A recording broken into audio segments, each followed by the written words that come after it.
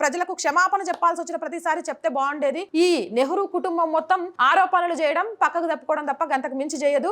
చాలా క్లియర్ గా ప్రజలకు అర్థం కావాల్సింది ఏంటంటే ఇదంతా దేశంలో అల్లర్లు సృష్టించడానికి జరుగుతున్న ఒక కార్యక్రమమే తప్ప పసలేదు అంటాడు చూసినావా బాలకృష్ణ, గట్ల అనమాట.